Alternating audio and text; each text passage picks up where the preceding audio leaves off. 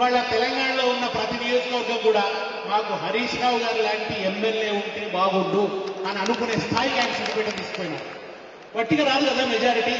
ఎంత ప్రేమ పెంచుకుంటే వస్తుంది? కొత్త ఏదో సెలబ్రిటీ లాగా ఇట్లా చేతులు ఊపితే వస్తుందా? వచ్చేసి ఏదో ఫ్లెక్సీలు పెడితే వస్తుందా? పై మాటలతో వస్తుందా? కాదు కదా. తెలంగాణ ఉద్యమం ప్రారంభమైన ఉద్యమం కోసం ఆయన రాజకీయాల్లో ప్రవేశిస్తే ఈ రోజు వరకు ఆయన ఓటమి ఎరుగని నాయకుడు. ఓటమి అనేది సిద్దిపేట అంచులకి హరీష్ రావు దరిదాపుల్లో కూడా వస్తుందంటే ప్రజల గుండెల్లో ఆయన గూడు కట్టుకొని ఉన్నాడు. దాని వెనుక ఆయన ప్రత్యేక దీక్ష ఉన్నది, నిరంతర శ్రమ ఉన్నది. ఆయన వ్యక్తిగత జీవితాన్ని వదులుకొని ప్రజల మధ్యనే ఉంటూ నిరంతరం ప్రజలే ధ్యాసగా శ్వాసగా ఆయన పరితపిస్తున్నాడు. వెనుక ఇవాళ సిద్దిపేట కానీ ఇన్ని కోణాల్లో అభివృద్ధి ఉంది.